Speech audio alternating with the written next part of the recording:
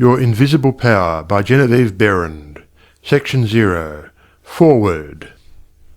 These pages have been written with purpose and hope that their suggestions may furnish you a key to open up the way to the attainment of your desires, and to explain that fear should be entirely banished from your effort to obtain possession of the things you desire.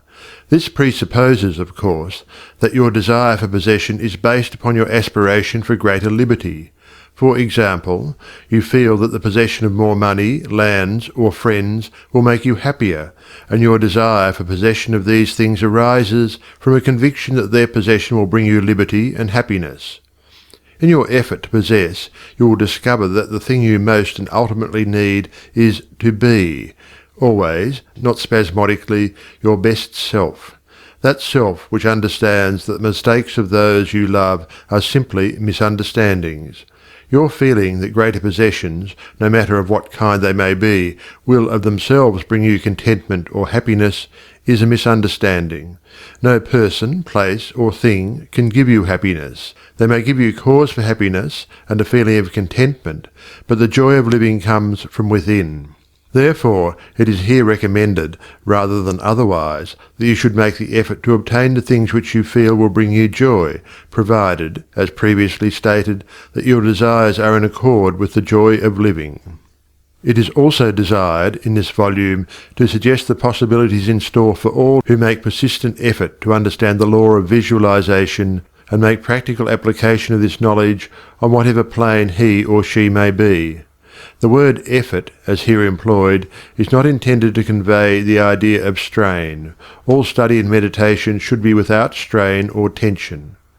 It has been my endeavour to show that by starting at the beginning of the creative action, or the mental picture, certain corresponding results are sure to follow. While the laws of the universe cannot be altered, they can be made to work under specific conditions, thereby producing results for individual advancement which cannot be obtained under the spontaneous working of the law provided by nature. However far the suggestions I have given you of the possibilities in store for you through visualizing may carry you beyond your past experience, they nowhere break the continuity of the law of cause and effect. If, through the suggestions given here, anyone is brought to realize that their mind is a centre through and in which all power there is in operation, simply waiting to be given direction in the one and only way through which it can take specific action, and this means reaction in concrete or physical form, then the mission to which this book is dedicated has been fulfilled. Try to remember that the picture you think, feel, and see is reflected into the universal mind, and by the natural law of reciprocal action must return to you in either spiritual or physical form. Knowledge of this law of reciprocal action between the individual and the universal mind opens to you free access to all you may wish to possess or to be. It must be steadfastly borne in mind that all this can only be true for the individual who recognizes that they derive their power to make an abiding mental picture from the all-originating universal spirit of life, God, and can be used constructively only so long as it is employed and retained in harmony with the nature of the spirit which originated it. To ensure this, there must be no inversion of the thought of the individual regarding their relationship to this universal originating spirit, which is that of a son or daughter, through which the parent mind acts and reacts. Thus conditioned, whatever you think and feel yourself to be, the creative spirit of life is bound to faithfully reproduce in a corresponding reaction. This is the great reason for picturing yourself and your affairs as you wish them to be as existing facts, though invisible to the physical eye, and live in your picture. An honest endeavour to do this, always recognizing that your own mind is a projection of the originating spirit, will prove to you that the best there is yours in all your ways. End of foreword. Chapter 1. Order of Visualization. The exercise of the visualizing faculty keeps your mind in order and attracts to you the things you need to make life more enjoyable in an orderly way. If you train yourself in practice of deliberately picturing your desire and carefully examining it, you will soon find that your thought and desires come and proceed in more orderly procession than ever before. Having reached a state of ordered mentality, you are no longer in a constant state of mental hurry. hurry is fear, and consequently destructive. In other words, when your understanding grasps the power to visualize your heart's desire and hold it with your will, it attracts to you all things requisite to the fulfillment of that picture by the harmonious vibrations of the law of attraction.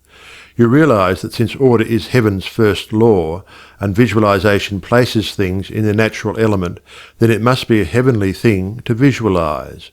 Everyone visualizes, whether they know it or not. Visualizing is the great secret of success. The conscious use of this great power attracts to you greatly multiplied resources, intensifies your wisdom, and enables you to make use of advantages which you formerly failed to recognize. We now fly through the air, not because anyone has been able to change the laws of nature, but because the inventor of the flying machine learned how to apply nature's laws, and by making orderly use of them produced the desired result. So far as natural forces are concerned, nothing has changed since the beginning. There were no airplanes in the year one, because those of that generation could not conceive the idea as a practical working possibility. It has not yet been done, was the argument, and it cannot be done. Yet the laws and materials for practical flying machines existed then as now. Troward tells us that the great lesson he learned from the airplane and wireless telegraphy is the triumph of principle over precedent, and the working of an idea to its logical conclusion in spite of accumulated testimony of all past experience. With such an example before you, can you not realize that still greater secrets may be disclosed? Also, that you hold the key within yourself with which to unlock the secret chamber that contains your heart's desire? All that is necessary in order that you may use this key and make your life exactly what you wish it to be, is a careful inquiry into the unseen causes which stand back of every external and visible condition. Then bring these unseen causes into harmony with your conception, and you will find that you can make practical working realities of possibilities which at present seem but fantastic dreams. We all know that the balloon was the forefather of the airplane. In 1766, Henry Cavendish, an English nobleman, proved that hydrogen gas was 7 times lighter than atmospheric air. From that discovery the balloon came into existence, and from the ordinary balloon the dirigible, a cigar-shaped airship, was evolved. Study of aeronautics and the laws of aerial locomotion of birds and projectiles led to the belief that mechanism could be evolved by which heavier-than-air machines could be made to travel from place to place, and remain in the air by the maintenance of great speed which would overcome by propulsive force the ordinary law of gravitation. Professor Langley of Washington, who developed much of the theory which others afterwards improved, was subjected to much derision when he sent a model airplane up, only to have it bury its nose in the muddy waters of the Potomac. But the Wright brothers, who experimented in the latter part of the 19th century, realized the possibility of travelling through the air in a machine that had no gas bag. They saw themselves enjoying this mode of transportation with great facility. It is said that one of the brothers would tell the other, when their varied experiments did not turn out as they expected, "It's all right, brother, I can see myself riding in that machine, and it travels easily and steadily." Those Wright brothers knew what they wanted, and kept their pictures constantly before them. In visualizing, or making a mental picture, you are not endeavouring to change the laws of nature. You are fulfilling them. Your object in visualizing is to bring things into regular order both mentally and physically. When you realize that this method of employing the creative power brings your desires, one after another, into practical material accomplishment, your confidence in a mysterious but unfailing law of attraction, which has its central power station in the very heart of your word picture, becomes supreme. Nothing can shake it. You never feel that it is necessary to take anything from anybody else. You have learned that asking and seeking have receiving and finding as their correlatives. You know that all you have to do is to start the plastic substance of the universe flowing into the thought moulds your picture desire provides. End of Chapter 1. Chapter 2. How to attract to yourself the things you desire. The power within you which enables you to form a thought picture is the starting point of all there is. In its original state it is the undifferentiated formless substance of life. Your thought picture forms the mould, so to speak, into which this formless substance takes shape. Visualizing, or mentally seeing things and conditions as you wish them to be, is the condensing, the specializing power in you that might be illustrated by the lens of a magic lantern. The magic lantern is one of the best symbols of this imaging faculty. It illustrates the working of the creative spirit on the plane of the initiative and selection, or in its concentrated specializing form, in a remarkably clear manner. This picture slide illustrates your own mental picture, invisible in the lantern of your mind until you turn on the light of your will. That is to say, you light up your desire with absolute faith that the creative spirit of life in you is doing the work. By the steady flow of light of the will on the spirit, your desired picture is projected upon the screen of the physical world, an exact reproduction of the pictured slide in your mind. Visualizing without a will sufficiently steady to inhibit every thought and feeling contrary to your picture would be as useless as a magic lantern without the light. On the other hand, if your will is sufficiently developed to hold your picture in thought and feeling, without any ifs, simply realizing that your thought is the great attracting power, then your mental picture is as certain to be projected upon the screen of your physical world as any pictured slide put into the best magic lantern ever made. Try projecting the picture in a magic lantern with a light that is constantly shifting from one side to the other, and you will have the effect of an uncertain will. It is as necessary that you should always stand back of your picture with a strong, steady will, as it is to have a strong, steady light back of a picture slide. The joyous assurance with which you can make your picture is the very powerful magnet of faith, and nothing can obliterate it. You are happier than you ever were, because you have learned to know where your source of supply is, and you rely upon its never-failing response to your given direction. When all is said and done, happiness is the one thing which every human being wants, and the study of visualization enables you to get more out of life than you ever enjoyed before. Increasing possibilities keep opening out, more and more, before you. A businessman once told me that since practicing visualization and forming the habit of devoting a few minutes each day to thinking about his work as he desired it to be in a large, broad way, his business had more than doubled in 6 months. His method was to go into a room every morning before breakfast and take a mental inventory of his business as he had left it the night before, and then enlarge upon it. He said he expanded and expanded in this way until his affairs were in remarkably successful condition. He would see himself in his office doing everything that he wanted done. His occupation required him to meet many strangers every day. In his mental picture he saw himself meeting these people, understanding their needs, and supplying them in just the way they wished. This habit, he said, had strengthened and steadied his will in an almost inconceivable manner.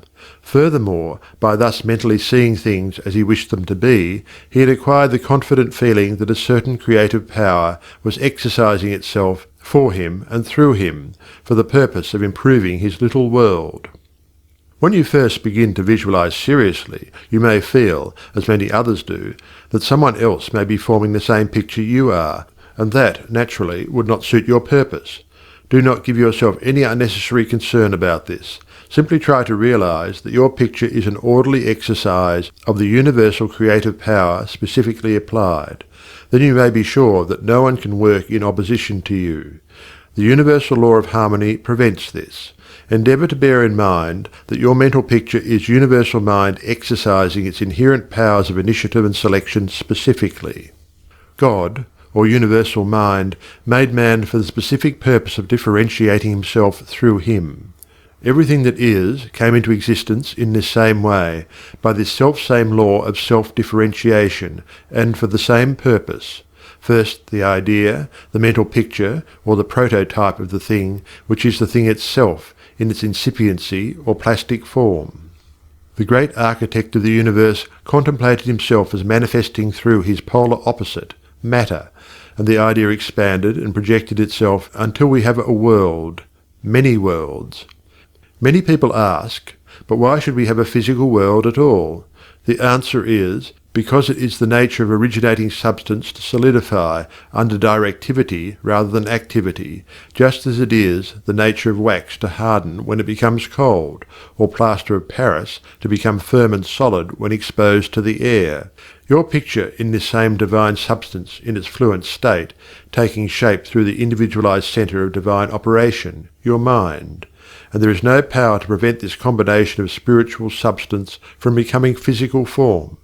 It is the nature of spirit to complete its work, and an idea is not complete until it has made for itself a vehicle. Nothing can prevent your picture from coming into concrete form except the same power which gave it birth, yourself. Suppose you wish to have a more orderly room. You look about your room, and the idea of order suggests boxes, closets, shelves, hooks, and so forth. The box, the closet, the hooks, all are concrete ideas of order, vehicles through which order and harmony suggest themselves. End of Chapter 2. Chapter 3. Relation between mental and physical form. Some persons feel that it is not quite proper to visualize for things. It's too material, they say.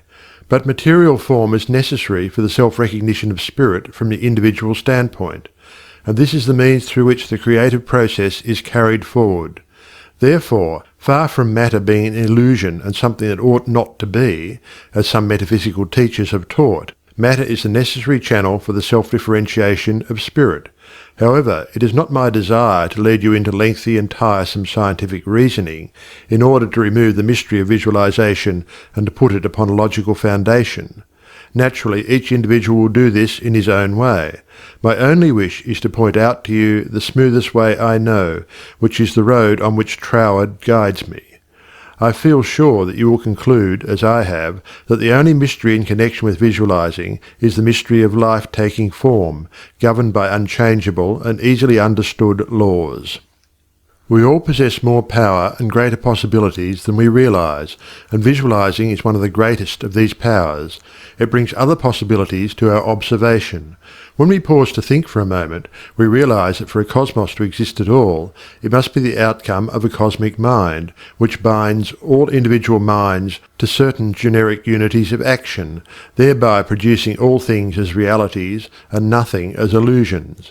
If you will take this thought of Troward's and meditate upon it without prejudice, you will surely realize that concrete material form is an absolute necessity of the creative process, also that matter is not an illusion but a necessary channel through which life differentiates itself. If you consider matter in its right order as the polar opposite to spirit, you will not find any antagonism between them. On the contrary, together they constitute one harmonious whole. And when you realize this, you feel, in your practice of visualizing, that you are working from cause to effect, from beginning to finish. In reality, your mental picture is the specialized working of the originating spirit.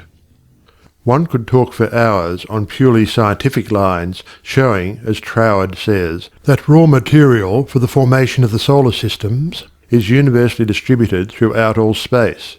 Yet investigation shows that while the heavens are studded with millions of suns, there are spaces that show no signs of a cosmic activity. This being true, there must be something which started cosmic activity in certain places, while passing over others in which the raw material was equally available. At first thought, one might attribute the development of cosmic energy to the etheric particles themselves. Upon investigation, however, we find this to be mathematically impossible in a medium which is equally distributed throughout space, for all its particles are in equilibrium. Therefore no one particle possesses in itself a greater power of originating motion than the other. Thus we find that the initial movement, though working in and through the particles of primary substance, is not the particles themselves. It is this something we mean when we speak of spirit. The same power that brought universal substance into existence will bring your individual thought or mental picture into physical form. There is no difference of kind in the power. The only difference is a difference of scale. The power and the substance themselves are the same. Only in working out your mental picture it has transferred its creative energy from the universal to the scale of the particular, and is working in the same unfailing manner from its specific centre, your mind. End of Chapter 3. Chapter 4. Operation of your mental picture. The operation of a large telephone system may be used as a simile.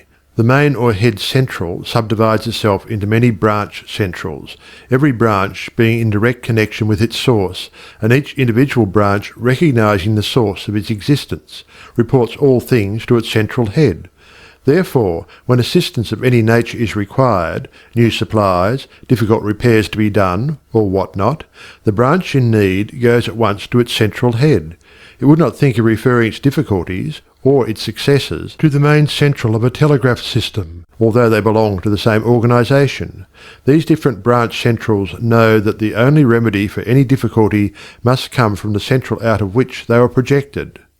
If we, as individual branches of the universal mind, would refer our difficulties in the same confident manner to the source from which we were projected, and use the remedies that it has provided, we would realize what Jesus meant when he said, "Ask, and ye shall receive." Our every requirement would be met. Surely the Father must supply the child. The trunk of the tree cannot fail to provide for its branches.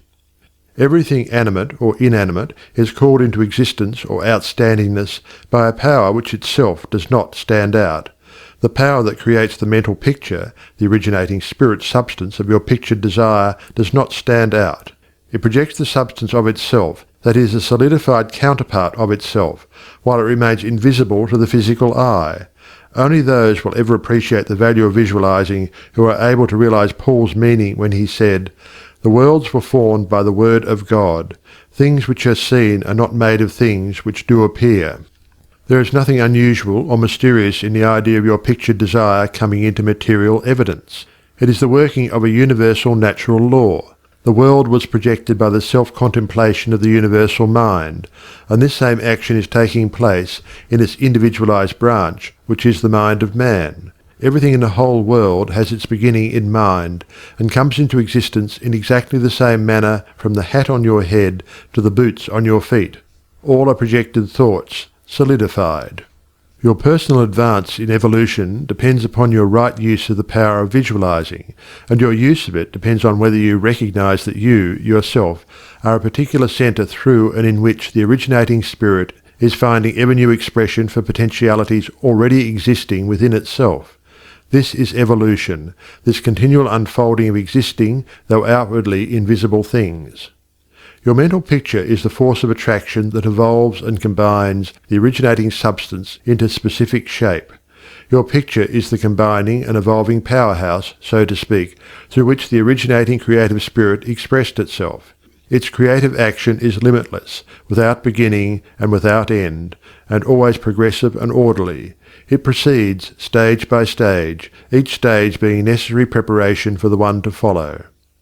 Now let us see if we can get an idea of the different stages by which the things in the world have come to be.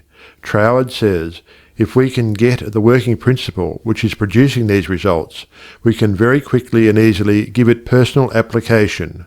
First, we find that the thought of originating life, or spirit, about itself, is its simple awareness of its own being, and this produced a primary ether, a universal substance out of which everything in the world must grow. Troward also tells us that though this awareness of being is a necessary foundation for any further possibilities, it is not much to talk about. It is the same with individualized spirit, which is yourself. Before you would entertain the idea of making a mental picture of your desire as being at all practical, you must have some idea of your being, of your I am, and just as soon as you are conscious of your I amness, you begin to wish to enjoy the freedom which this consciousness suggests. You want to do more and be more, and as you fulfill this desire within yourself, localized spirit begins conscious activities in you. The thing you are most concerned with is the specific action of the creative spirit of life, universal mind specialized. The localized God germ in you is your personality, your individuality, and since the joy of absolute freedom is the inherent nature of this God germ, it is natural that it should endeavour to enjoy itself through its specific centre. And as you grow in the comprehension that your being, your individuality, is God particularizing himself, you naturally develop divine tendencies. You want to enjoy life and liberty. You want freedom in your affairs as well as in your consciousness, and it is natural that you should. Always with this progressive wish there is a faint thought picture. As your wish and your recognition grow into an intense desire, this desire becomes a clear mental picture. For example, a young lady studying music wishes she had a piano in order to practice at home. She wants the piano so much that she can mentally see it in one of the rooms. She holds the picture of the piano and indulges in a mental reflection of the pleasure and advantage it will be to have the piano in the corner of the living room. One day she finds it there just as she had pictured it. As you grow in understanding as to who you are, where you came from, and what the purpose of your being is, how you are to fulfill the purpose for which you are intended, you will more and more afford a centre through which the creative spirit of life can enjoy itself. And you will realize that there can be but one creative process filling all space, which is the same in its potentiality, whether universal or individual. Furthermore, all that there is, whether on the plane of the visible or invisible, had its origin in the localized action of thought or a mental picture, and this includes yourself, because you are universal spirit localized, and the same creative action is taking place through you. Now you are no doubt asking yourself why there is so much sickness and misery in the world. If the same power and intelligence which brought the world into existence is in operation in the mind of man, why does it not manifest itself as strength, joy, health, and plenty? If one can have one's desires fulfilled by simply making a mental picture of that desire, holding on to it with the will, and doing without anxiety on the outward plane whatever seems necessary to bring the desire into fulfillment, then there seems no reason for the existence of sickness and poverty. Surely no one desires either. The first reason is that few persons will take the trouble to inquire into the working principle of the laws of life. If they did, they would soon convince themselves that there is no necessity for the sickness and poverty that we see about us. They would realize that visualizing is a principle and not a fallacy. There are a few who have found it worthwhile to study this simple, though absolutely unfailing law that will deliver them from bondage. However, the race as a whole is not willing to give the time required for this study. It is either too simple or too difficult. They may make a picture of their desire, with some little understanding of visualizing, for a day or two, but more frequently it is for an hour or two. But if you will insist upon mentally seeing yourself surrounded by things and conditions as you wish them to be, you will understand that the creative energy sends its plastic substance in the direction indicated by the tendency of your thoughts. Herein lies the advantage of holding your thought in the form of a mental picture. The more enthusiasm and faith you are able to put into your picture, the more quickly it will come into visible form, and your enthusiasm is increased by keeping your desire secret. The moment you speak it to any living soul, that moment your power is weakened. Your power, your magnet of attraction is not so strong, and consequently cannot reach so far. The more perfectly a secret between your mind and outer self is guarded, the more vitality you give your power of attraction. One tells one's troubles to weaken them, to get them off one's mind, and when a thought is given out, its power is dissipated. Talk it over with yourself, and even write it down and at once destroy the paper. However, this does not mean that you should strenuously endeavour to compel the power to work out your picture on the special lines that you think it should. That method would soon exhaust you, and hinder the fulfilment of your purpose. A wealthy relative need not necessarily die, or someone lose a fortune on the street, to materialize the $10,000 that you are mentally picturing. One of the doormen in the building in which I live heard much of the mental picturing of desires from visitors passing out of my rooms. The average desire was for $500. He considered that $5 was more in his line, and began to visualize it, without the slightest idea of where or how he was to get it. My parrot flew out of the window, and I telephoned to the men in the courtyard to get it for me. One caught it, and it bit him on the finger. The doorman, who had gloves on, and did not fear a similar hurt, took hold of it and brought it up to me. I gave him 5 $1 bills for the service. This sudden reward surprised him. He enthusiastically told me that he had been visualizing for just $5, merely from hearing that others visualized. He was delighted at the unexpected realization of his mental picture. All you have to do is to make such a mental picture of your heart's desire, Hold it cheerfully in place with your will, always conscious that the same infinite power which brought the universe into existence brought you into form for the purpose of enjoying itself in and through you. And since it is all life, love, light, power, peace, beauty and joy, and is the only creative power there is, the form it takes in and through you depends upon the direction given it by your thought indicator. In you it is undifferentiated, waiting to take any direction given it, as it passes through the instrument that it has made for the purpose of self-distribution. It is this power which enables you to transfer your thoughts from one form to another. The power to change your mind is the individualized universal power taking the initiative, giving direction to the fluent substance contained in every thought. It is the simplest thing in the world to give this highly sensitive plastic substance any form you will through visualizing. Anyone can do it with a small expenditure of effort. Once you really believe that your mind is a centre through which the plastic substance of all there is in your world takes involuntary form, the only reason why your picture does not always materialize is because you have introduced something antagonistic to the fundamental principle. Very often this destructive element is caused by the frequency with which you change your pictures. After many such changes, you decide that your original desire is what you want after all. Upon this conclusion, you begin to wonder why, being your first picture, it hasn't materialized. The plastic substance with which you are mentally dealing is more sensitive than the most sensitive photographer's film. If, in taking a picture, you suddenly remember that you had already taken a picture on that same plate, you would not expect a perfect result of either picture. On the other hand, you may have taken two pictures on the same plate unconsciously. When the plate has been developed and the picture comes into physical view, you do not condemn the principle of photography, nor are you puzzled to understand why your picture has turned out so unsatisfactorily. You do not feel that it is impossible for you to obtain a good, clear picture of the subject in question. You know that you can do so by simply starting at the beginning, putting in a new plate, and determining to be more careful while taking your picture next time. These lines followed out, you are sure of a satisfactory result. If you will proceed in the same manner with your mental picture, doing your part in a correspondingly confident frame of mind, the result will be just as perfect. The laws of visualizing are as infallible as the laws governing photography. In fact, photography is the outcome of visualizing. Again, your results in visualizing and your desires may be imperfect or delayed through the misuse of this power, owing to the thought that the fulfillment of your desire is contingent upon certain persons or conditions. The originating principle is not in any way dependent upon any person, place, or thing. It has no past and knows no future. The law is that the originating creative principle of life is the universal here and everlasting now. It creates its own vehicles through which to operate. Therefore, past experience has no bearing upon your present picture.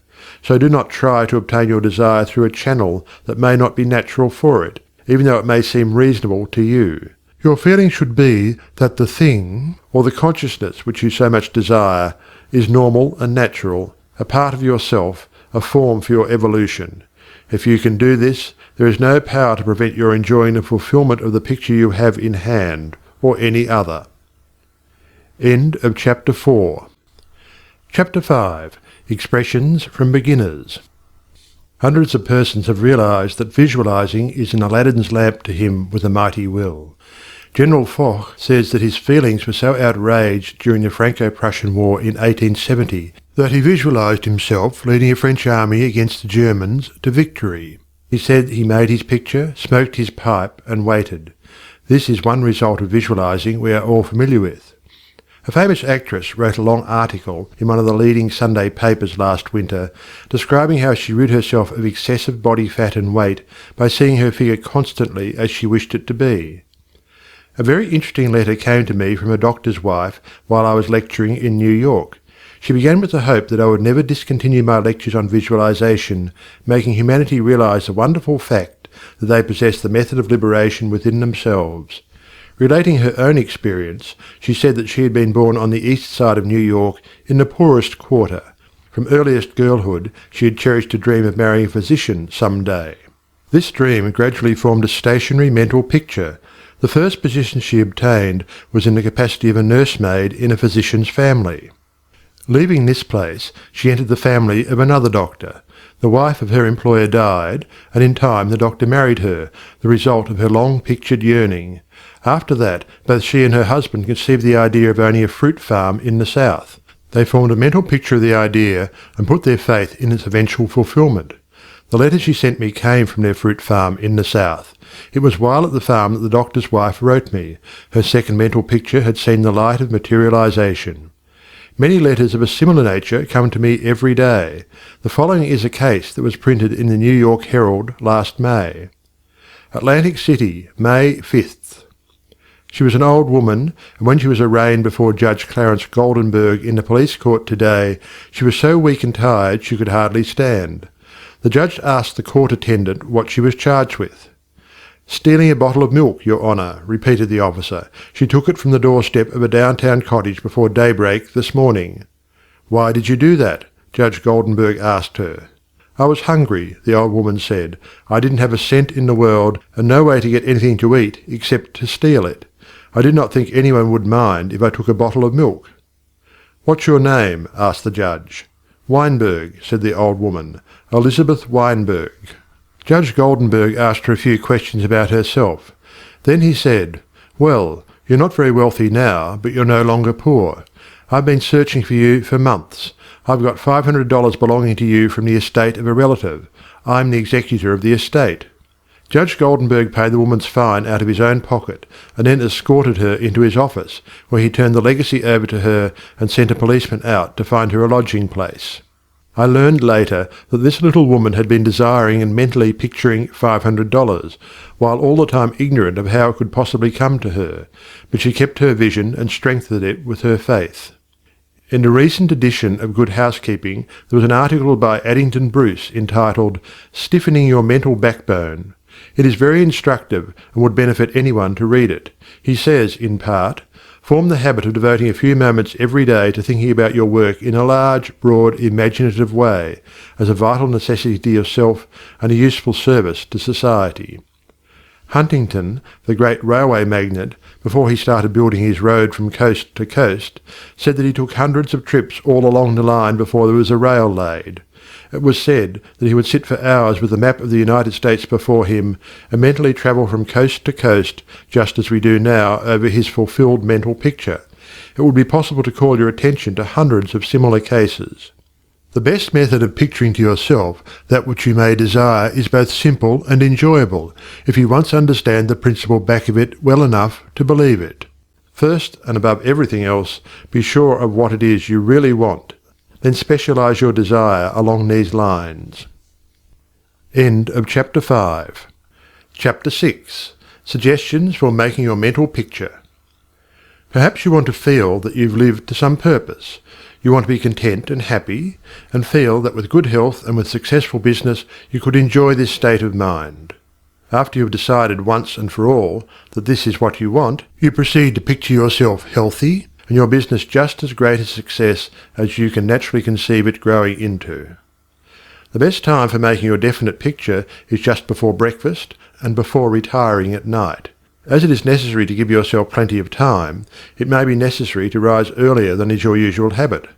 Go into a room where you will not be disturbed. Meditate for a few moments upon the practical working of the law of visualizing, and ask yourself, how did the things about me first come into existence? How may I find it helpful to get more quickly in touch with the invisible supply? Someone felt that comfort would be better expressed and experienced by sitting on a chair than on the floor. The very beginning of the meditation, the chair, was the desire to be at ease. With this came the picture of some sort of a chair. The same principle applies to the hat and the clothes that you wear. Go carefully into this thought of the principle back of the thing. Establish it as a personal experience. Make it a fact to your consciousness. If you are thorough in this, you will find yourself in the deep consciousness beneath the surface of your own thought power. Then open a window, take about 10 deep breaths, and during the time draw a large imaginary circle of light around you. As you inhale, keeping yourself in the centre of this circle of light, see great rays of light coming from the circle and entering your body at all points, centralizing itself at your solar plexus. Hold the breath a few moments at this central light of your body, the solar plexus, then slowly exhale. As you do this, mentally see imaginary rays or sprays of light going up through the body and down and out through the feet. Mentally spray your entire body with this imaginary light. When you have finished the breathing exercise, sit in a comfortable upright chair and mentally know that there is but one life, one substance, and this life substance of the universe is finding pleasure in self-recognition in you. Repeat some affirmation of this kind until you feel the truth and reality of the words that you are affirming. Then begin your picture. Whether your desire is for a state of consciousness or a possession, large or small, begin at the beginning. If you want a house, begin by seeing yourself in the kind of house you desire. Go all through it, taking careful note of the rooms, where the windows are situated, and such other details as help you to feel the reality of your concept. You might change some of the furniture and look into some of the mirrors just to see how healthy, wealthy, and happy you look. Go over your picture again and again until you feel the reality of it.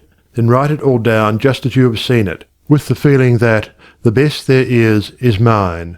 There is no limit to me, because my mind is the centre of divine operation, and your picture is as certain to come true in your physical world as the sun is to shine. End of Chapter 6. Chapter 7. Things to remember in using your thought power for the production of new conditions. 1.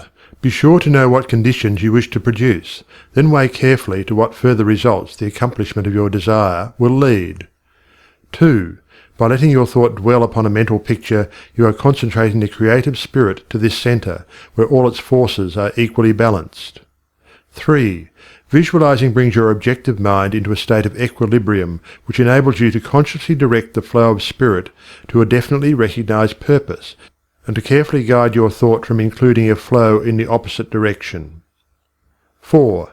You must always bear in mind that you are dealing with a wonderful potential energy, which is not yet differentiated into any particular mould, and that, by the action of your mind, you can differentiate it into any specific mould that you will. Your picture assists you to keep your mind fixed on the fact that the inflow of this creative energy is taking place. Also, by your mental picture, you are determining the direction you wish the sensitive creative power to take, and by doing this, the externalization of your picture is a certainty. 5. Remember, when you are visualizing properly, that there is no strenuous effort on your thoughts to hold your thought forms in place. Strenuous effort defeats your purpose and suggests the consciousness of an adverse force to be fought against, and this creates conditions adverse to your picture. 6. By holding your picture in a cheerful frame of mind, you shut out all thoughts that would disperse the spiritual nucleus of your picture. Because the law is creative in its action, your pictured desire is certain of accomplishment. 7. The seventh and great thing to remember in visualizing is that you are making a mental picture for the purpose of determining the quality you are giving to the previously undifferentiated substance or energy, rather than to arrange the specific circumstances for its manifestation. That is the work of creative power itself. It will build its own forms of expression quite naturally, if you will allow it, and save you a great deal of needless anxiety. What you really want is expansion in a certain direction, whether of health, wealth, or what not, and so long as you get it, as you surely will if you confidently hold to your picture, what does it matter whether it reaches you by some channel which you thought you could count upon, or through some other of whose existence you had no idea? You are concentrating energy of a particular kind for a particular purpose. Bear this in mind, and let specific details take care of themselves, and never mention your intention to anyone. Remember always that nature, from her clearly visible surface to her most arcane depths, is one great storehouse of light and good, entirely devoted to your individual use. Your conscious oneness with the great whole is the secret of success, and when once you have fathomed this, you can enjoy your possession of the whole or a part of it at will, because by your recognition you have made it, and can increasingly make it yours. Never forget that every physical thing, whether for you or against you, was a sustained thought before it was a thing. Thought as thought is neither good nor bad. It is creative action and always takes physical form. Therefore the thoughts you dwell upon become the things you possess or do not possess. End of Chapter 7. Chapter 8. Why I took up the study of mental science. I have frequently been questioned about my reasons for taking up the study of mental science, and as to the results of my search, not only in knowledge of principles, but also in the application of that knowledge to the development of my own life and experience. Such inquiries are justifiable, because one who essays the role of a messenger and teacher of psychological truths can only be effective and convincing as he or she has tested them in the laboratory of mental experience. This is particularly true in my case, as the only personal pupil of Thomas Troward, the greatest master of mental science of the present day, whose teaching is based upon the relation borne by the individual mind toward the universal creative mind, which is the giver of life, and the manner in which that relation may be invoked to secure expansion and fuller expression in the individual life. The initial impulse toward the study of mental science was an overwhelming sense of loneliness. In every life there must come some such experiences of spiritual isolations as, at that period, pervaded my life. Notwithstanding the fact that each day found me in the midst of friends, surrounded by mirth and gaiety, there was a persistent feeling that I was alone in the world. I had been a widow for about 3 years, wandering from country to country, seeking for peace of mind. The circumstances and surroundings of my life were such that my friends looked upon me as an unusually fortunate young woman. Although they recognized that I had sustained a great loss when my husband died, they knew that he had left me well provided for, free to go anywhere at pleasure, and having many friends. Yet if my friends could have penetrated my inmost emotions, they would have found a deep sense of emptiness and isolation. This feeling inspired a spirit of unrest that drove me on and on in fruitless search upon the outside for that which I later learned could only be obtained from within. I studied Christian Science, but it gave me no solace, though fully realizing the great work the scientists were doing, and even having the pleasure and privilege of meeting Mrs. Eddy personally. But it was impossible for me to accept the fundamental teachings of Christian Science and make practical application of it. When about to abandon the search for contentment and resign myself to resume a life of apparent amusement, a friend invited me to visit the great seer and teacher Abdu'l-Baha. After my interview with this most wonderful of men, my search for contentment began to take a change. He had told me that I would travel the world over seeking the truth, and when I had found it, would speak it out. The fulfilment of the statement of this great seer then seemed to be impossible. But it carried a measure of encouragement, and at least indicated that my former seeking had been in the wrong direction. I began, in a feeble and groping way, to find contentment within myself, for had he not intimated that I should find the truth? This was the big thing, and about the only thing I remember of our interview. A few days later, upon visiting the office of a New Thought practitioner, my attention was attracted to a book on his table entitled The Edinburgh Lectures on Mental Science by Thomas Troward. It interested me to see that Troward was a retired divisional judge from the Punjab, India. I purchased the book, thinking I would read it through that evening.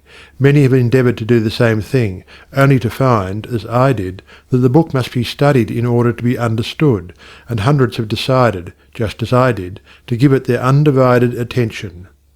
After finding this treasure book, I went to the country for a few days, and while there studied the volume as thoroughly as I could.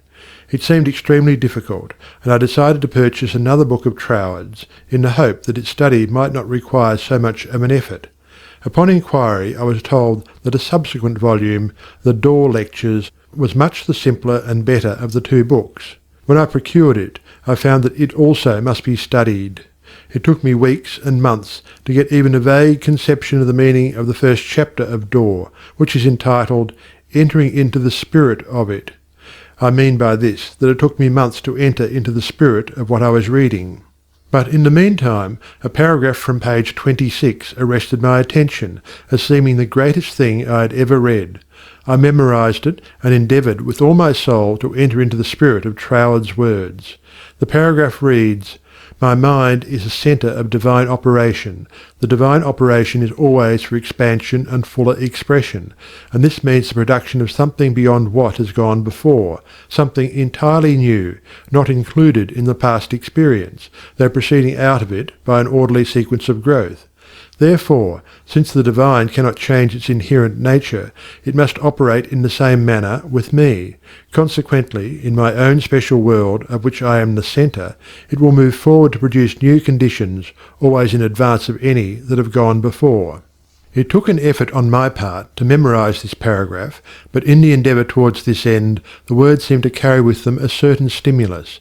Each repetition of the paragraph made it easier for me to enter into the spirit of it. The words expressed exactly what I had been seeking for. My one desire was for peace of mind. I found it comforting to believe that the divine operation in me could expand to fuller expression and produce more and more contentment. In fact, a peace of mind and a degree of contentment greater than I had ever known. The paragraph further inspired me with deep interest to feel that the life spark in me could bring into my life something entirely new. I did not wish to obliterate my past experience, but that was exactly what Troward said it would not do. The divine operation would not exclude my past experience, but proceeding out of them would bring some new thing that would transcend anything that I had ever experienced before. Meditation on these statements brought with it a certain joyous feeling. What a wonderful thing it would be if I could accept and sincerely believe, beyond all doubt, that this one statement of Troward's was true. Surely the divine could not change its inherent nature, and since divine life is operating in me, I must be divinely inhabited, and the divine in me must operate just as it operates upon the universal plane. This meant that my whole world of circumstances, friends and conditions would ultimately become a world of contentment and enjoyment of which I am the centre. This would all happen just as soon as I was able to control my mind, and thereby provide a concrete centre around which the divine energies could play. Surely it was worth trying for. If Troward had found this truth, why not I? This idea held me to my task. Later I determined to study with the man who had realized and given to the world so great a statement. It had lifted me from my state of despondency. The immediate difficulty was the need for increased finances. End of Chapter 8. Chapter 9. How I attracted to myself $20,000. In the laboratory of experience in which my newly revealed relation to divine operation was to be tested, the first problem was a financial one.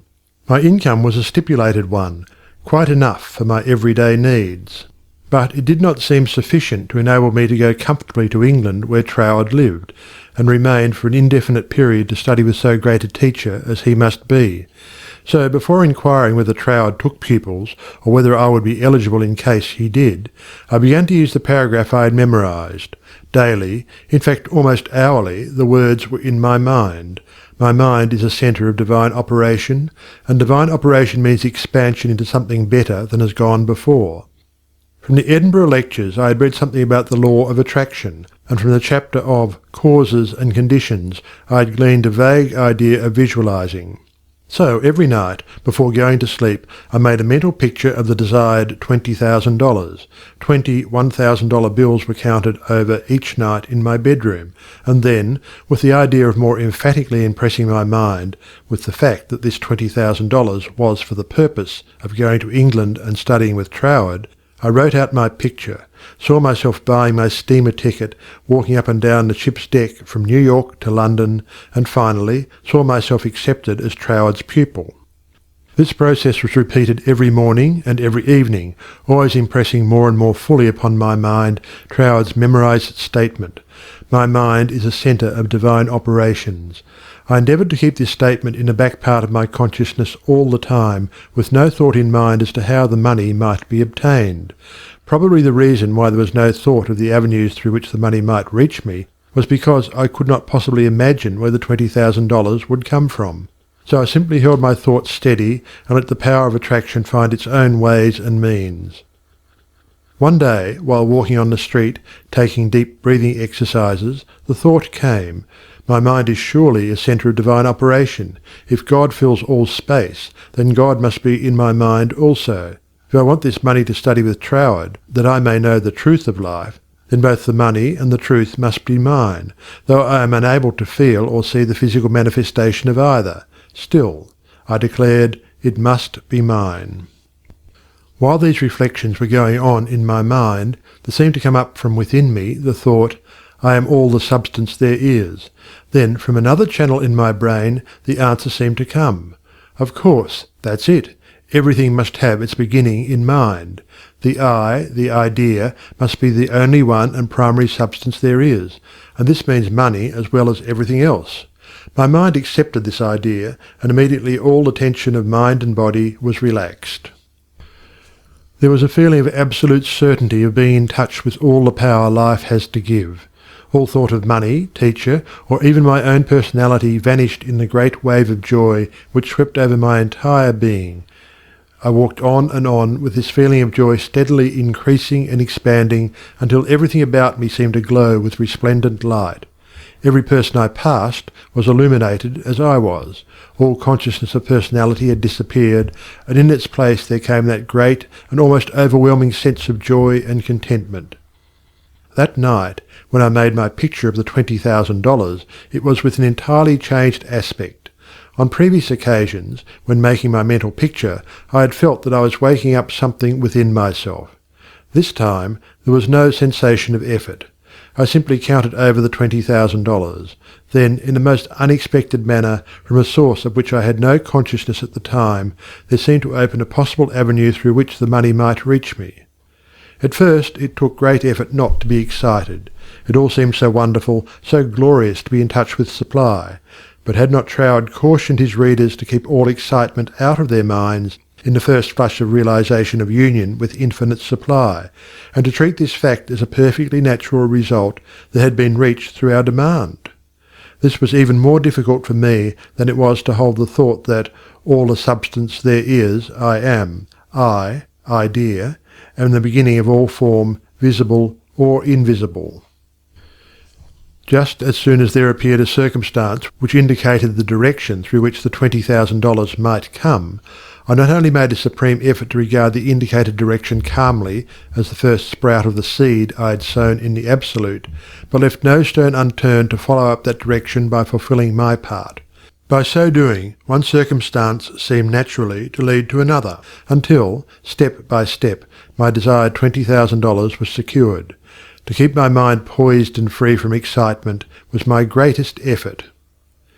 This first concrete fruition of my study of mental science as expounded by Troward's book had come by a careful following of the methods he had outlined.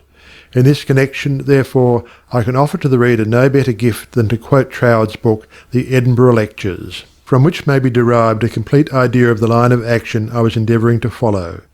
In the chapter on causes and conditions, he says, "To get good results, we must properly understand our relation to the great impersonal power we are using.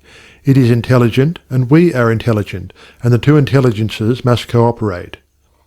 We must not fly in the face of the law, expecting it to do for us what it can only do through us, and we must therefore use our intelligence with the knowledge that it is acting as the instrument of a greater intelligence, and because we have this knowledge we may and should cease from all anxiety as to the final result. In actual practice, we must first form the ideal conception of our object with the definite intention of impressing it upon the universal mind. It is this thought that takes such thought out of the region of mere causal fancies, and then affirm that our knowledge of the law is sufficient reason for a calm expectation of a corresponding result, and that therefore all necessary conditions will come to us in due order. We can then turn to the affairs of our daily life with the calm assurance that the initial conditions are either there already or will soon come into view. If we do not at once see them, let us rest content with the knowledge that the spiritual prototype is already in existence, and wait till some circumstance pointing in the desired direction begins to show itself. It may be a very small circumstance, but it is the direction and not the magnitude that is to be taken into consideration. As soon as we see it, we should regard it as the first sprouting of the seed sown in the Absolute, and do calmly and without excitement whatever the circumstances seem to require, and then, later on, we shall see that this doing will, in turn, lead to a further circumstance in the same direction, until we find ourselves conducted, step by step, to the accomplishment of our object.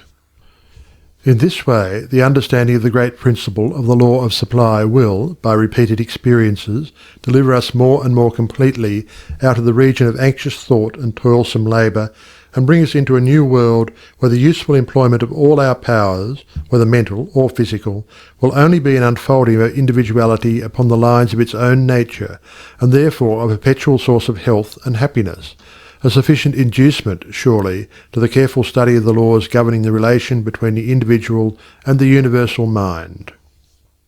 To my mind, then as now, this quotation outlines the core and centre of the method and manner of approach necessary for coming in touch with infinite supply. At least it, together with the previously quoted statement, "My mind is a centre of divine operation," etc., constituted the only apparent means of attracting to myself the $20,000. My constant endeavour to get into the spirit of these statements, and to attract to myself this needed sum, was about 6 weeks, at the end of which time I had in my bank the required $20,000. This could be made into a long story, giving all the details, but the facts, as already narrated, will give you a definite idea of the magnetic condition of my mind while the $20,000 was finding its way to me. End of Chapter 9. Chapter 10. How I became the only personal pupil of the greatest mental scientist of the present day. As soon as the idea of studying with Troward came to me, I asked a friend to write to him for me, feeling that perhaps my friend could put my desire in better or more persuasive terms than I could employ. To all the letters written by this friend I received not one reply. This was so discouraging that I would have completely abandoned the idea of becoming Troward's pupil, except for the experience I had that day on the street, when my whole world was illuminated, and I remembered the promise, "All things whatsoever thou wilt, believe thou hast received, and thou shalt receive."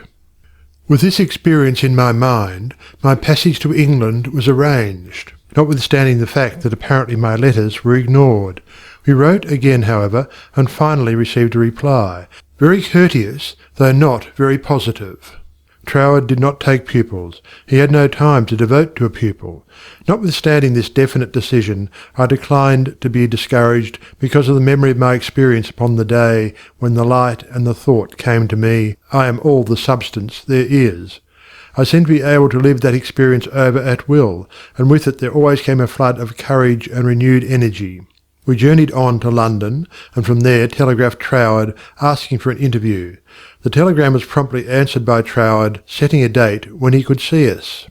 At this time Troward was living in Ruan Manor, a little out-of-the-way place in the southern part of England, about 20 miles from a railway station.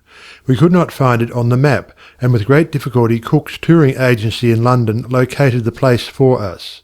There was very little speculation in my mind as to what Troward would say to me in this interview.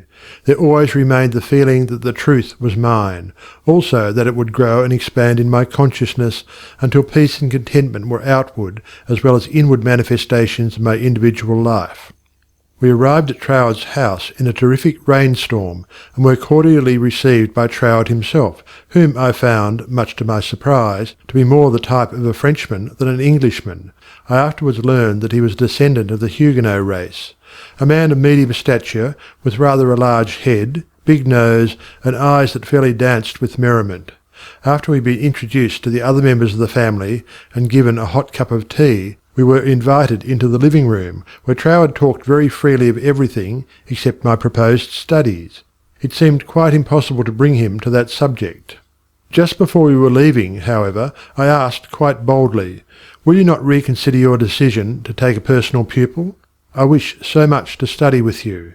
To which he replied with a very indifferent manner that he did not feel that he could give the time it would require for personal instruction, but that he would be glad to give me the names of 2 or 3 books, which he felt would not only be interesting but instructive to me. He said he felt much flattered and pleased that I had come all the way from America to study with him, and as we walked out through the lane from his house to our automobile, his manner became less indifferent. A feeling of sympathy seemed to touch his heart, and he turned to me with the remark, "You might write to me, if so inclined, after you get to Paris, and perhaps, if I have time in the autumn, we could arrange something, though it does not seem possible now." I lost no time in following up his very kind invitation to write. My letters were all promptly and courteously answered, but there was never a word of encouragement as to my proposed studies. Finally, about 2 months later, there came a letter with a question in it. "What do you suppose is the meaning of this verse in the 21st chapter of Revelation?" 16. And the city lieth foursquare, and the length is as large as the breadth. And he measured the city with the reed, 12,000 furlongs. The length and the breadth and the height of it are equal. Instinctively I knew that my chance to study with Troward hung upon my giving the correct answer to that question. The definition of the verse seemed utterly beyond my reach. Naturally, answers came to my mind, but I knew intuitively that none was correct. I began bombarding my scholarly friends and acquaintances with the same question. Lawyers, doctors, priests, nuns and clergymen all over the world received letters from me with this question in them. Later answers began to return to me, but intuition told me that none was correct. All the while I was endeavouring to find the answer for myself, but none seemed to come. I memorized the verse in order that I might meditate upon it. I began a search of Paris for the books Troward had recommended to me, and after 2 or 3 days' search we crossed the river Seine to the Ile de Cite to go into some of the old bookstores there. They were out of print, and these were the best places to find them in. Finally we came upon a little shop that had the books there. These were the last copies the man had. Consequently the price was high. While remonstrating with the clerk, my eye rested upon the work of an astrologer, which I laughingly picked up and asked, "Do you think Professor would read my horoscope?" The clerk looked aghast at the suggestion, and responded, "Why no, madame, this is one of France's greatest astrologers. He does not read horoscopes." In spite of this answer, there was a persistent impulse within me to go to the man. The friend who had accompanied me in my search for the books remonstrated with me, and tried in every way to dissuade me from going to the famous astrologer, but I insisted, and she went with me. When we came to his office, I found it somewhat embarrassing to ask him to read my horoscope. Nevertheless, there was nothing to do but put the question. Reluctantly, the professor invited us into his paper-strewn study, and reluctantly, and also impatiently, asked us to be seated. Very courteously and coldly, he told me that he did not read horoscopes. His whole manner said, more clearly than words could, that he wished we would take our departure. My friend stood up. I was at a great loss what to do next, because I felt that I was not quite ready to go. Intuition seemed to tell me there was something for me to gain there. Just what it was I was unable to define, so I paused a moment, much to my friend's displeasure, when one of the professor's enormous Persian cats jumped into my lap. "Get down, Jack," the professor shouted. What does it mean? He seemed to ask himself. Then, with a greater interest than he had hitherto shown in me, the professor said with a smile, "I have never known that cat to go to a stranger before, madame. My cat pleads for you. I also now feel an interest in your horoscope, and if you will give me the data, it will give me pleasure to write it out for you." There was a great feeling of happiness in me when he made this statement. He concluded by saying, "I do not feel that you really care for your horoscope." The truth of this statement shocked me, because I did not care about a horoscope, and could not give any reason why I was letting him do it. However, he said, "May I call for your data next Sunday afternoon?" On Sunday afternoon, at the appointed time, the professor arrived, and I was handing him the slip of paper with all the data of my birth, etc., when the idea came to me to ask the professor for the answer to the question about the 16th verse of the 21st chapter of Revelation. The thought was instantly carried into effect, and I found myself asking this man what he thought this verse meant. Without pausing to think it over, he immediately replied, "It means, the city signifies the truth, and the truth is non-invertible. Every side from which you approach it is exactly the same." Intuitively and undoubtingly I recognised this answer as the true one, and my joy knew no bounds, because I felt sure that with this correct answer in my possession, Troward would accept me as his pupil in the fall. As the great astrologer was leaving, I explained to him all about my desire to study with Troward, how I had come from New York City for that express purpose, seemingly to no avail, until the answer to this test question had been given to me by him. He was greatly interested, and asked many questions about Troward, and when asked if he would please send me his bill, he smilingly replied, "Let me know if the great Troward accepts you as his pupil," and bade me good afternoon. I hastened to my room to send a telegram to Troward giving my answer to the question about the 16th verse of the 21st chapter of Revelation. There was an immediate response from Troward that said, "Your answer is correct. I am beginning a course of lectures on the Great Pyramid in London. If you wish to attend them, will be pleased to have you, and afterward, if you still wish to study with me, I think it can be arranged." On receipt of this reply, preparations were at once made to leave Paris for London. I attended all the lectures, receiving much instruction from them, after which arrangements were made for my studying with Troward. 2 days before leaving for Cornwall, I received the following letter from Troward, clearly indicating the line of study he gave me. 31 Stanwick Road, West Kensington, England. November the 8th, 1912.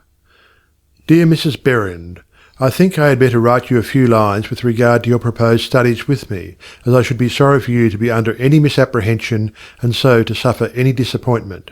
I have studied the subject now for several years, and have a general acquaintance with the leading features of most of the systems which, unfortunately, occupy attention in many circles at the present time, such as Theosophy, the Tarot, the Kabbalah, and the like.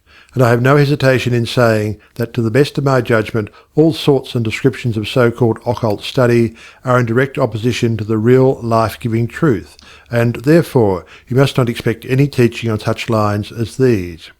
We hear a great deal these days about initiation, but believe me, the more you try to become a so-called initiate, the further you will put yourself from living life.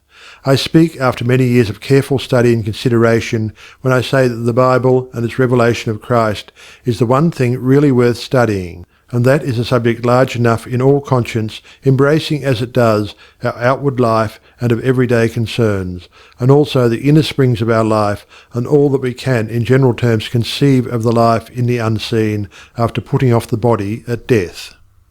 You have expressed a very great degree of confidence in my teaching, and if your confidence is such that you wish, as you say, to put yourself entirely under my guidance, I can only accept it as a very serious responsibility, and should have to ask you to exhibit that confidence by refusing to look into such so-called mysteries as I would forbid you to look into.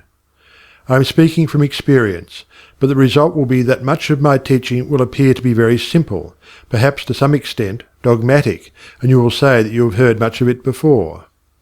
Faith in God, prayer and worship, approach to the Father through Christ, all this is, in a certain sense, familiar to you, and all I can hope to do is perhaps to throw a little more light on these subjects, that they may become to you not merely traditional words, but present living facts. I have been thus explicit, as I do not want you to have any disappointment, and also I should say that our so-called course of study will only be friendly conversations at such times as we can fit them in, either you coming to our house or I to yours, as may be most convenient at the time. Also, I will lend you some books that will be helpful, but they are very few and in no sense occult. Now, if all this falls in with your ideas, we shall, I am sure, be very glad to see you at Ruin Manor, and that you will find that the residents there, though few, are very friendly, and the neighbourhood very pretty. But, on the other hand, if you feel you want some other source of learning, do not mind saying so, only you will never find any substitute for Christ. I trust you will not mind my writing you like this, but I do not want you to come all the way down to Cornwall, and then be disappointed. With kindest regards, yours sincerely, signed, T. Troward. This copy of Troward's letter, to my mind, is the greatest thing I can give you. End of Chapter 10. Chapter 11. How to bring the power in your word into action. In your every word there is the power germ that expands and projects itself in the direction your word indicates, and ultimately develops into physical expression. For example, you wish to establish joy in your consciousness. Just repeat the word joy secretly, persistently, and emphatically. The joy germ begins to expand and project itself until your whole being is filled with joy. This is not a mere fancy, but a truth. Once you experience this power, you will daily prove that these facts have not been fabricated to fit a theory, but the theory has been built up by careful observation of facts. Everyone knows that joy comes from within. Another may give you cause for joy, but no one can be joyous for you. Joy is a state of consciousness, and consciousness is purely, Troward says, mental. Mental faculties always work under something which stimulates them, and this stimulus may come either from without, through the external senses, or from within, by the consciousness of something not perceptible on the physical plane. The recognition of this interior source of stimulus enables you to bring into your consciousness any state you desire. Once a thing seems normal to you, it is as surely yours through the law of growth and attraction as it is yours to no addition after you have the conscious use of figures. This method of repeating the word makes the word in all its limitless meaning yours, because words are the embodiment of thoughts, and thought is creative, neither good nor bad, simply creative. This is the reason why faith builds up and fear destroys. Only believe, and all things are possible unto you. It is faith that gives you dominion over every adverse circumstance or condition. It is your word of faith that sets you free, not faith in any specific thing or act, but simple faith in your best self in all ways. It is because of this ever-present creative power within the heart of the word that makes your health, your peace of mind, and your financial condition a reproduction of your most habitual thought. Try to believe and understand this, and you will find yourself master of every adverse circumstance or condition, a prince of power. End of Chapter 11. Chapter 12. How to increase your faith. But, you ask, how can I speak the word of faith when I have little or no faith? Every living thing has faith in something or somebody. It is the quality of the creative energy in the positive faith thought which gives it vitality, not the form it takes. Even intense fear is alive with faith. You fear smallpox because you believe it possible for you to contract it. You fear poverty and loneliness because you believe them possible for you. It is your habitual tendency of thought that reappears in your mind, your body, and your affairs, not the occasional thought upon some specific line or desire. It is the faith which understands that every creation had its birth in the womb of thought words that gives you dominion over all things, your lesser self included, and this feeling of faith is increased and intensified through observing what it does. This observation is the observation of your state of consciousness when you did, not when you hoped you might, but feared it was too good to be true. How did you feel that time when you simply had to bring yourself into a better frame of mind, and did, or you had to have a certain thing, and got it? Live these experiences over again and again, mentally, until you really feel in touch with the self that knows and does, and the best there is yours. End of Chapter 12. Chapter 13. The Reward of Increased Faith. Because you have expanded your faith into the faith and laws of the universe that know no failure, your faith in the best of yourself, the principle of life in you, has brought you into conscious realization that you are not a victim of the universe, but a part of it. Consequently, there is that within yourself which is able to make conscious contact with the universal principle of law and power, and enables you to press all the particular laws of nature, whether visible or invisible, into serving your particular demand or desire, and thereby you find yourself master, not a slave, of any situation. Troward tells us that this mastering is to be accomplished by knowledge, and the only knowledge which will afford this purpose, in all its measureless immensity, is the knowledge of the personal element in universal spirit, and its reciprocity to our own personality. In other words, the words you think, the personality you feel yourself to be, are all reproductions in miniature or specialized God or universal spirit. All your word thoughts were God word forms before they were yours. The words you use are the instruments, channels, through which the creative energy takes shape. Naturally, this sensitive creative power can only reproduce in accordance with the instrument through which it passes. All disappointments and failures are the result of endeavouring to think one thing and produce another. This is just as impossible as it would be for an electric fan to be used for lighting purposes, or for water to flow through a crooked pipe in a straight line. The water must take the shape of the pipe through which it flows. Even more truly, this sensitive, invisible, fluent substance must reproduce outwardly the shape of the thought word through which it passes. This is the law of its nature. Therefore it logically follows, as a man thinketh, so is he. Hence, when your thought, or word form, is in correspondence with the eternal constructive and forward movement of the universal law, then your mind is the mirror in which the infinite power and intelligence of the universe sees itself reproduced, and your individual life becomes one of harmony. End of Chapter 13. Chapter 14. How to make nature respond to you. It should be steadily borne in mind that there is an intelligence and power in all nature and all space that is always creative and infinitely sensitive and responsive. The responsiveness of its nature is twofold. It is creative and amenable to suggestion. Once the human understanding grasps this all-important fact, it realizes the simplicity of the law of life. All that is necessary is to realize that your mind is a center of divine operation, and consequently contains that within itself which accepts suggestions, and expect all life to respond to your call, and you will find suggestions which tend to the fulfillment of your desire coming to you, not only from your fellow men, but also from the flowers, the grass, the trees, and the rocks, which will enable you to fulfill your heart's desire if you act upon them in confidence on this physical plane. Faith without works is dead, but faith with works sets you absolutely free. End of chapter 14. Chapter 15. Faith with Works, What it has accomplished. It is said of Tyson, the great Australian millionaire, that the suggestion to make the desert land of Australia blossom as the rose came to him from a modest little Australian violet, while he was working as a bushman for something like 3 shillings a day. He used to find these friendly little violets growing in certain places in the woods, and something in the flower touched something akin to itself in the mind of Tyson. And he would sit on the side of his bunk at night and wonder how flowers and vegetable life could be given an opportunity to express itself in the desert land of Australia. No doubt he realized that it would take a long time to save enough money to put irrigating ditches in the desert lands, but his thought and feeling was sure it could be accomplished, and if it could be done, he could do it.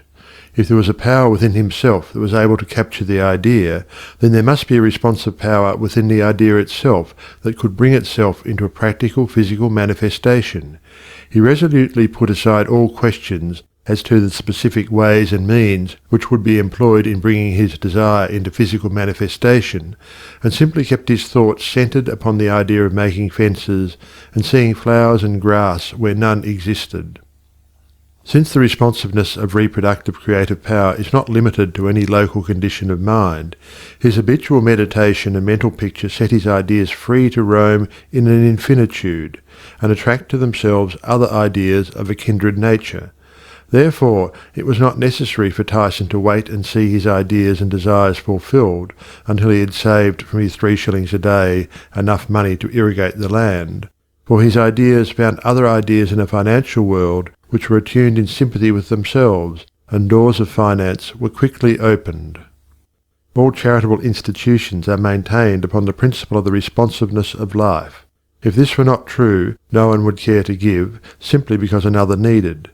The law of demand and supply, cause and effect, can never be broken.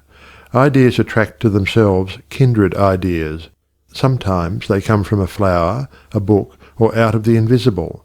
You are sitting or walking, intent upon an idea not quite complete as to the ways and means of fulfilment, and behold, along comes another idea, from no one can tell where, and finds friendly lodging with your idea, one idea attracting another, and so on until your desires are physical facts.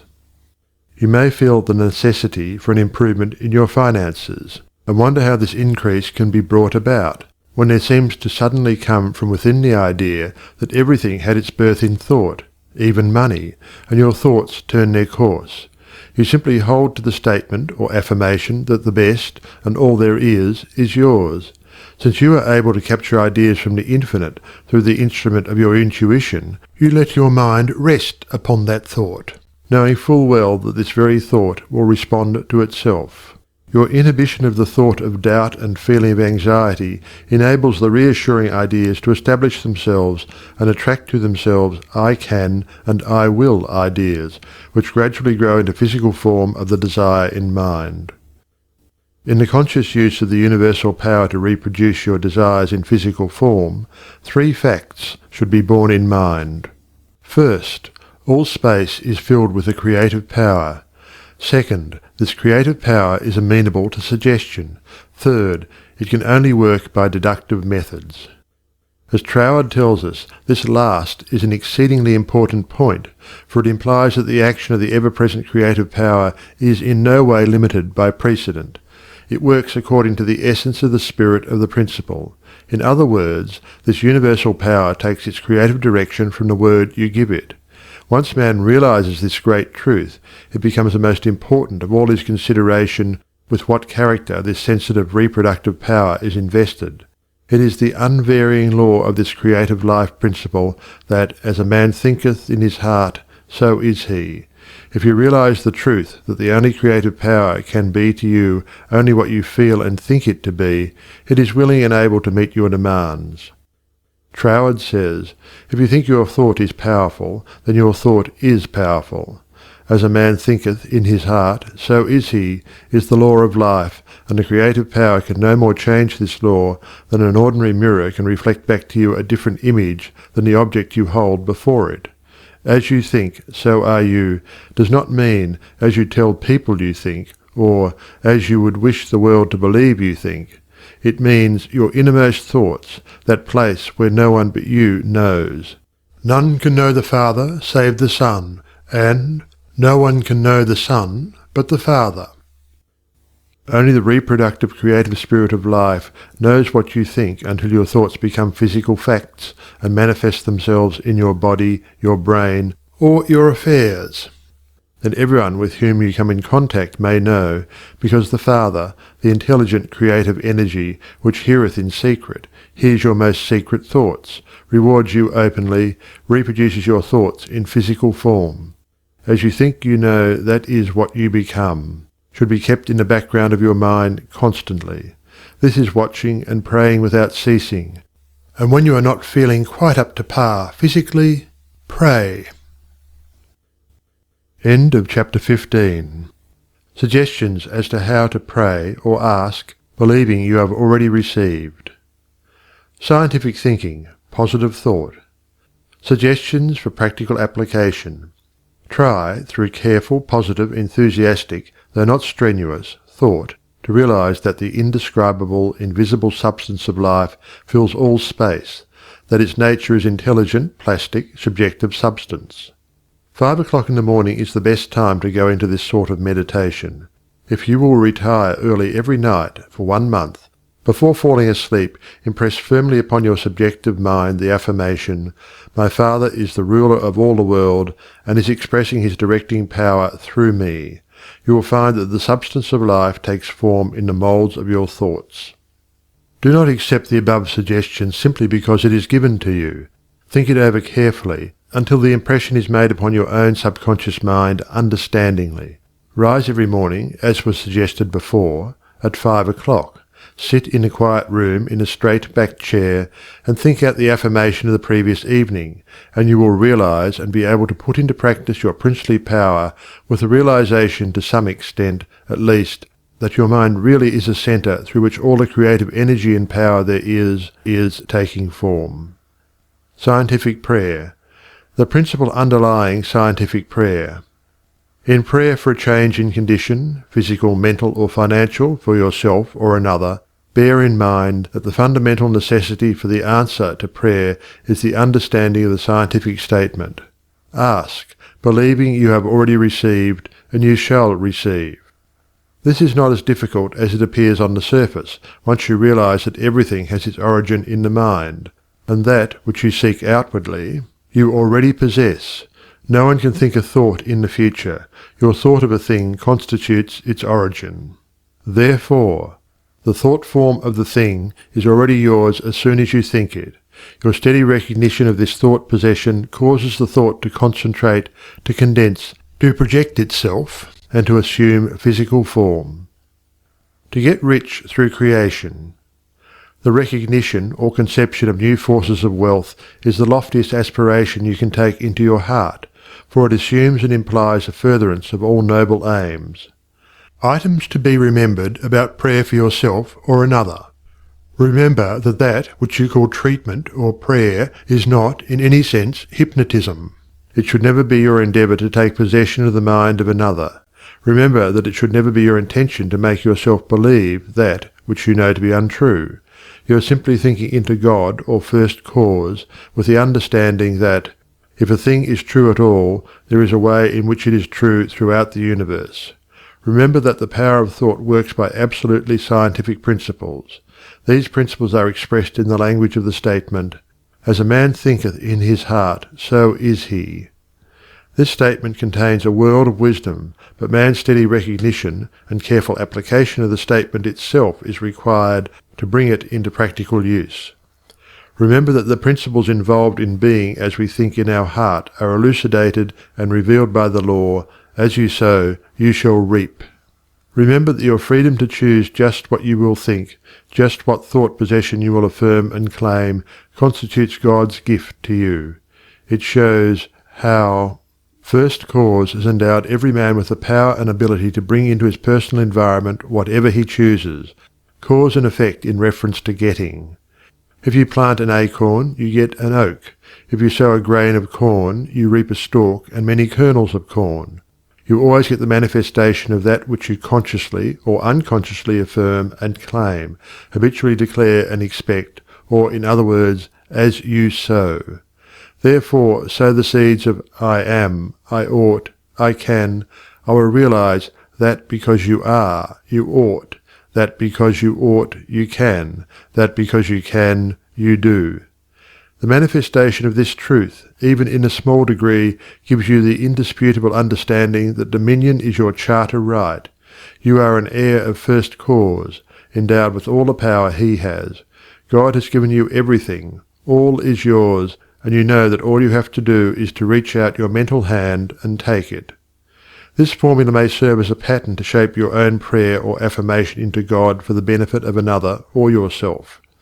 If, for another, you speak the Christian name of the person you wish to help, then dismiss their personality entirely from your consciousness. Intensify your thought by meditating upon the fact that there is that in you which finds the way, which is the truth, and is the life. You are affirming this fact, believing that since you are thinking this, it is already yours. Having lifted up your feelings to the central idea of this meditation, you examine your own consciousness to see if there is aught which is unlike God.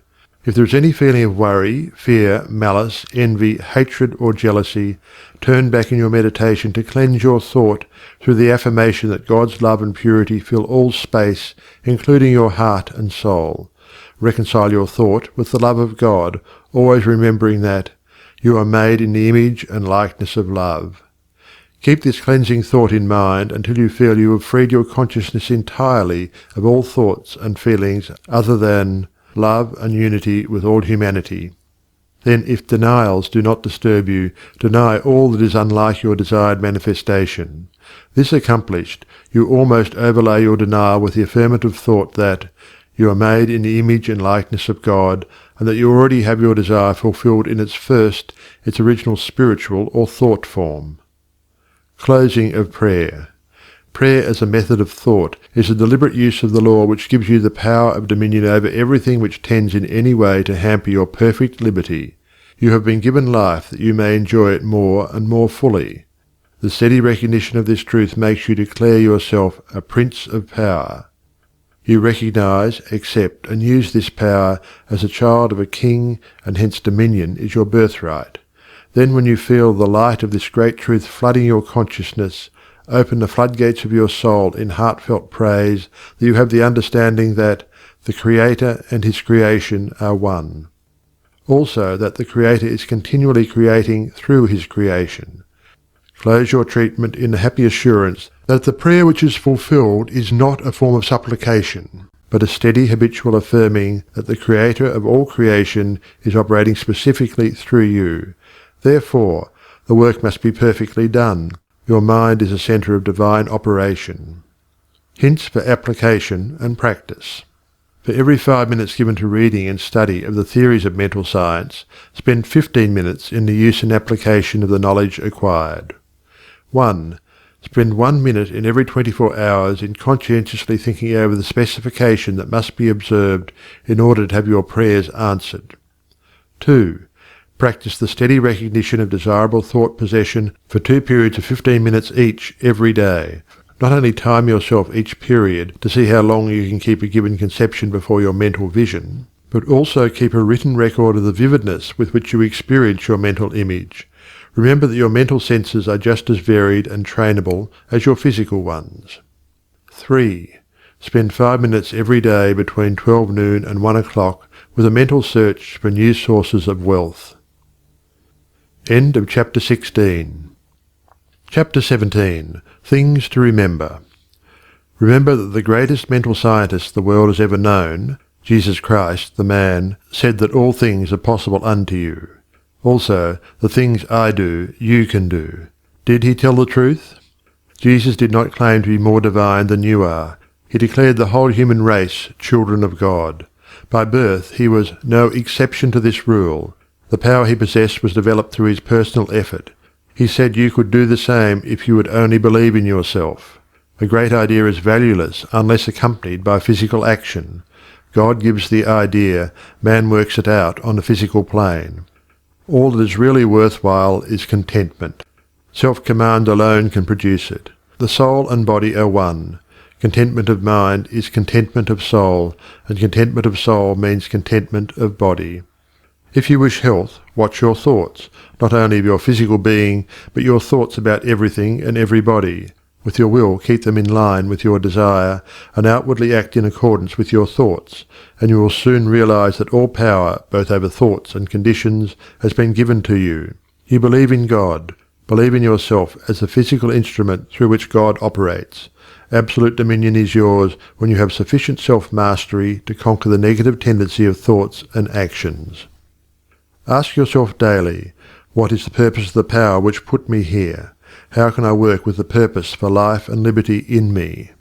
Upon having decided these questions, endeavour hourly to fulfil them. You are a law unto yourself. If you have a tendency to overdo anything, eat, drink, or blame circumstances for your misfortune, conquer that tendency with the inward conviction that all power is yours outwardly. Eat less, drink less, blame circumstances less, and the best there is will gradually grow into the place where the worst seem to be. Always remember that all is yours to use as you will. You can if you will. If you will, you do. God the Father blesses you with all he has to give. Make good godly use of it. The reason for greater success when you first began your studies and demonstrations in mental science is that your joy and enthusiasm at the simple discovery of the power within was greater than you have been able to put into your understanding later. With increased understanding, put increasing joy and enthusiasm, and the results will correspond. End of chapter 17.